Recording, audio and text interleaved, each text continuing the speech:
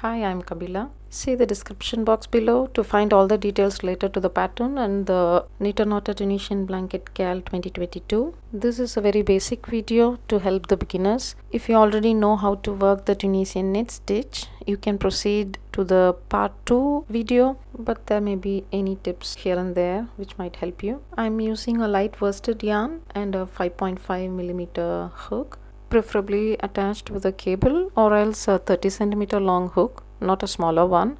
For an absolute beginner, this animated clip will help in understanding the basics and the different terms used in Tunisian crochet.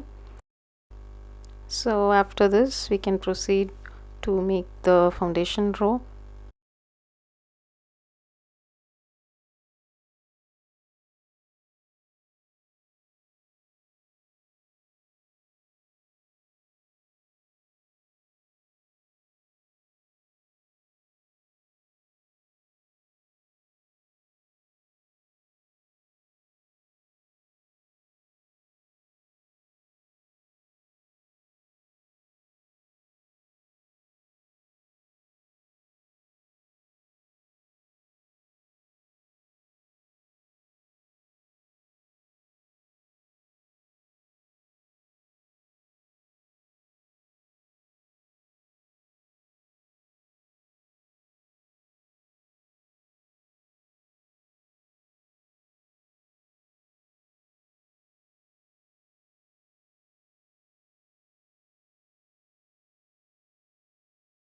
Let's get started by making the foundation row. I generally don't prefer a slip knot. I give one complete twist with the hook and then get started with the chain. I find this gives a very neat finish in whatever project it is used. For a long time I'm using only this kind of start to the foundation chain. Make the required number of chains as per the pattern. Make sure you're double checking your number of chains right there in the foundation chain. Otherwise it's going to be very annoying later, so it's better to cross check right in the beginning.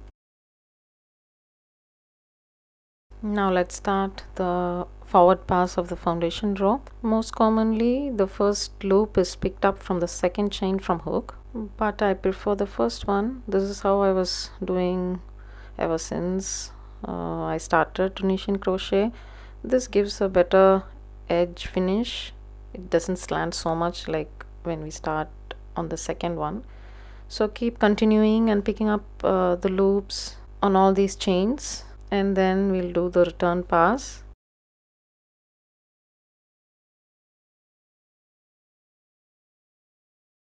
I really count a lot, especially in the foundation row or the first few rows, so that I don't want to repeat back for so many rows altogether. So now the return pass, it's yarn over, pull through 1 for the edge stitch, and for the rest of the row yarn over and pull through 2. I would recommend to crochet a little bit tighter. You can see that I'm holding all the loops together, especially during the return pass, so I would recommend that. The purpose is like if you work tightly and also with the smaller hook, the final effect, the embossed effect, would be more visible. Otherwise it might lay flat. It might not have a 3D effect like you see in the sample square picture which was in the beginning of this video. Now to row 1, the Tunisian knit stitch. So you have to insert your hook between the two vertical bars, the front one and the back one, from right to left, and then insert the hook behind the work and pull up a loop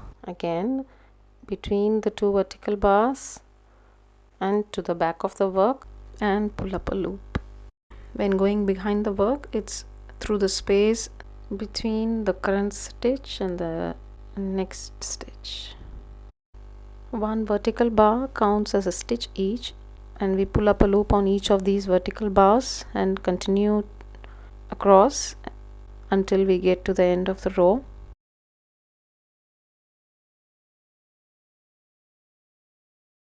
The last stitch is the edge stitch, which is worked a little different, going under the two loops, which runs like a chain along the sides.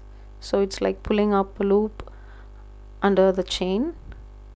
So by working out the last edge stitch, we are completing our forward pass of the Tunisian knit stitch. And the return pass is a regular return pass as we did for the foundation row. So for the edge stitch it's yarn over, pull through 1, and for the rest of the row it's yarn over, pull through 2 until there's one loop left on your hook. So we are closing off all the loops. So I'm continuing to work the Tunisian knit stitch for few more rows as the pattern says. For counting your rows, you can count the right edge chains. So the chains formed on the right edge of your work. So you can count these chains to count the number of rows that you have worked.